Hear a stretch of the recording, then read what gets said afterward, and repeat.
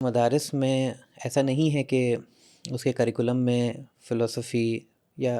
عقیدے کے اوپر جو ڈبیٹس ہوئی ہیں وہ نہیں پڑھائی جاتی یا ان کو انٹروڈیوس نہیں کروایا جاتا، لیکن وہ ایسی بات ہے کہ جیسے آج اگر ویسٹرن یونیورسٹیز میں صرف ایرسٹوٹل، پلیٹو یا نیو پلاٹنس یا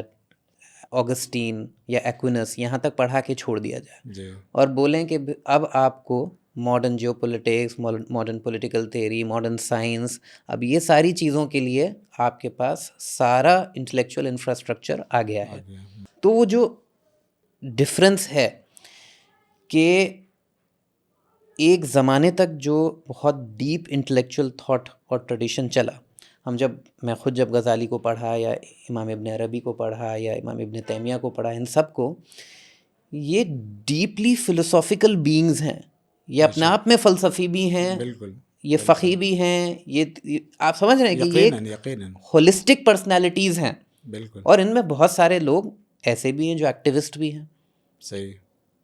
تو وہ ٹریڈیشن جس میں اتنا زیادہ ڈیپ انٹلیکچوئل ہسٹری رہی ہے، یہ انزائٹی کب، کہاں اور کیوں پیدا ہوئی کہ جس سے ہمیں دنیا سے، جس دنیا کو ہمارے ورلڈ ویو میں اللہ سبحانہ و تعالیٰ نے ہی بنایا ہے، بے اسی کی شک، کریشن ہے، اس کریشن کو پڑھنے سے ہمیں یہ کیوں محسوس ہونے لگا کہ شاید ہماری جو اپنی شخصیت ہے، ہمارا اپنا جو وجود ہے ایز اے مسلم، ایز اے بلیور ان اسلام، وہ شاید کمپرومائز ہو رہا ہے.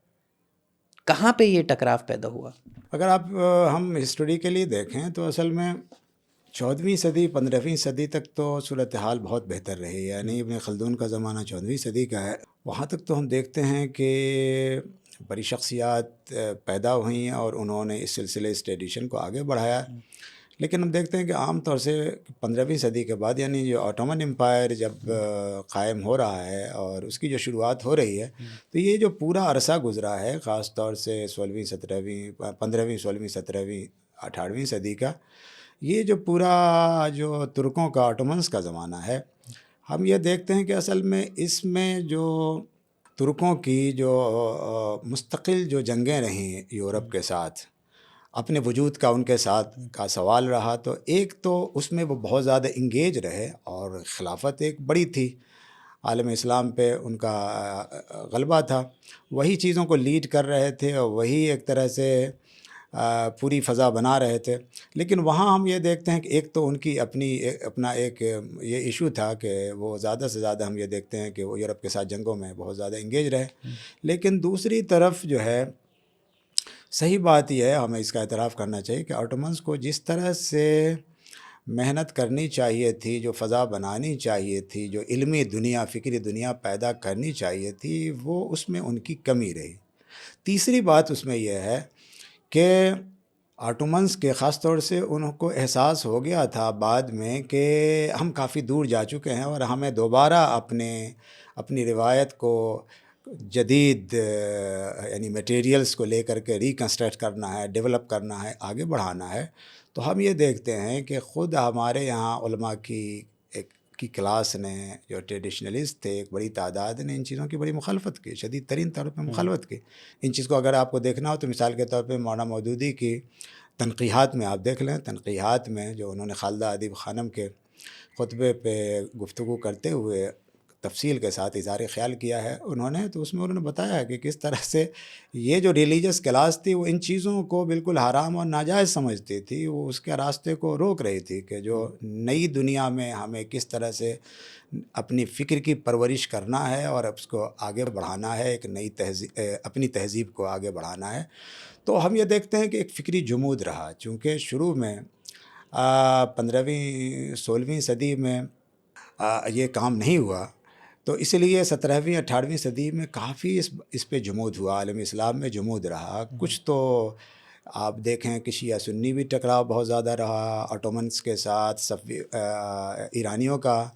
ان کی کتاب ہے برنارڈ لیوس کی واٹ وینٹ رانگ، اس کو انہوں نے بڑی تفصیل کے ساتھ جو ہے اس کا ذکر کیا ہے، انہوں نے بڑی چشم کشا باتیں انہوں نے لکھی ہیں. مختلف فیکٹرز رہے جس میں ہم یہ دیکھتے ہیں، جو ہم بتانا چاہ رہے ہیں کہ خاص طور سے 16ویں 17ویں 18ویں صدیاں وہ ہیں جو یورپ کی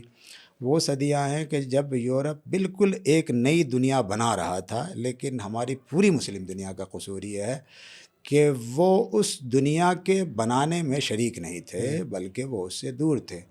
اور اسی لیے ہم دیکھتے ہیں کہ ایک بڑا گیپ رہا ہمارے یہاں، یعنی ابن تیمیہ اور ابن قیم اور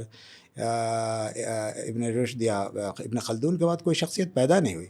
اسی لیے غزالی ان کو لکھنا پڑا ہمارے شبلی نعمانی کو کہ غزالی کے بعد شاہ ولی اللہ وہ شخصیت ہیں کہ جب سارا سرمایہ علم لٹ چکا تھا اور بازار سرد پڑ گئے تھے علم و فکر کے، تو شاہ ولی اللہ جیسی شخصیت 18ویں صدی کے شروع میں پیدا ہوئی۔ اس لیے کہ واقعی اس سے پہلے آپ دیکھیں تو آپ کو شخصیت نظر نہیں آتی،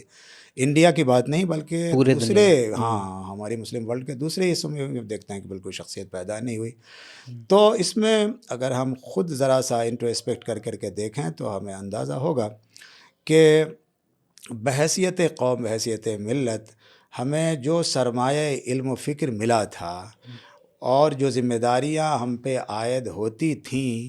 ہم نے کئی صدیوں میں اپنے خوابناک جزیرے میں بند رہے اور